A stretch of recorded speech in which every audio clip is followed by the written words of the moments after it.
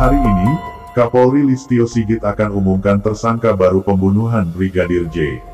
Namun sebelum kita lanjut ke pembahasan, admin ucapkan terima kasih kepada kalian semua, yang masih terus mengawal kasus penembakan Brigadir J, sampai detik ini. Kapolri Jenderal Pol Listio Sigit Prabowo saat jumpa pers terkait perkembangan kasus pembunuhan Brigadir J, Kamis tanggal 4 Agustus tahun 2022.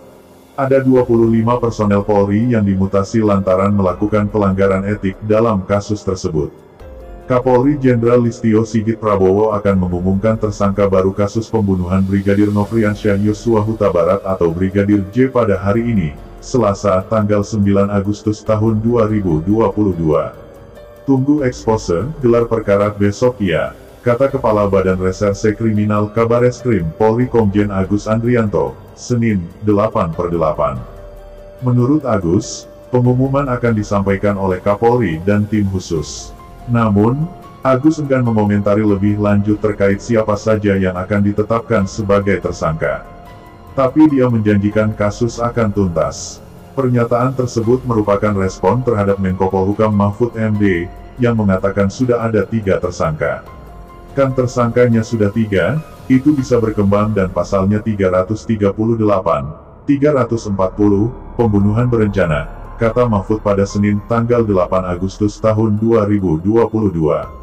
Sudah sebulan lamanya kasus pembunuhan Brigadir J berjalan, baru ada 2 tersangka yang diumumkan oleh tim penyidik Bareskrim. 2 tersangka sebelumnya, Bayangkara 2 Richard Eliezer atau Baradae dan Brigadir Ricky Rizal alias Brigadir RR diumumkan oleh penyidik tim sus bentukan Kapolri Listio Sigit.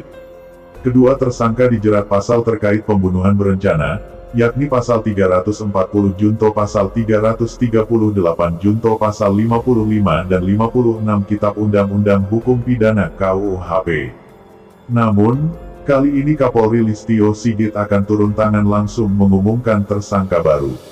Menteri Sekretaris Kabinet Pramono Anung mengonfirmasi bahwa Kapolri Listio Sigit telah mendapatkan arahan langsung dari oleh Presiden Joko Widodo pada Senin, tanggal 8 Agustus tahun 2022 kemarin.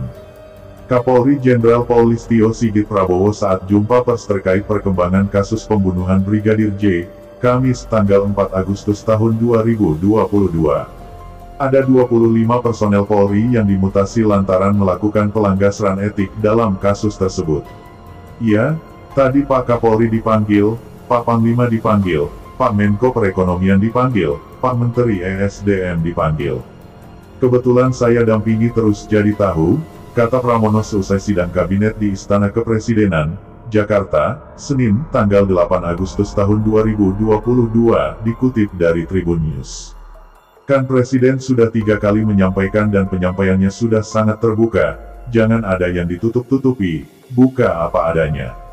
Itu arahan Presiden sehingga tentunya Presiden mengharapkan ini bisa terselesaikan supaya citra Polri tidak babak belur seperti saat ini, sambungnya. Sebelumnya, Mahfud MD yang juga Ketua Kompolnas menyatakan tak menutup kemungkinan adanya tersangka baru dalam kasus pembunuhan Brigadir J ini. Mahfud juga mengapresiasi kinerja Kapolri Listio Sigit yang cukup cepat dalam bertindak, mengingat kasus Brigadir J ini ada code of silence. Sebenarnya cukup cepat ya untuk kasus seperti itu yang punya code of silence di sebuah lingkungan, lalu sekarang sudah 3 tersangka kemudian pejabat-pejabat tingginya sudah, kata Mahfud dikutip dari video Kompas TV, Senin, tanggal 8 Agustus tahun 2022. Sudah saya kira yang dilakukan oleh Kapolri itu tahapan-tahapannya dan kecepatannya cukup lumayan, tidak jelek banget kasus ini kan ya begitu ada code of silence-nya psychological barrier-nya yang terbagi 2 itu hierarkis dan politis jadi menurut saya teksnya sudah tepat sudah mulai terang. Brigadir J merupakan ajudan dari ex-kepala Divisi Profesi dan Pengamanan Polri, Ferdy Sambo.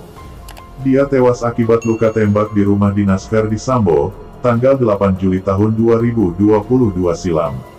Sejak Kamis tanggal 4 Agustus tahun 2022 silam, Ferdy Sambo dicopot dari jabatannya sebagai Kadif Propam Polri dan dimutasi sebagai Perwira Tinggi Pati Pelayanan Markas Polri. Ferdy ditangkap dan ditempatkan di Makobrimob, Depok pada Sabtu tanggal 6 Agustus tahun 2022.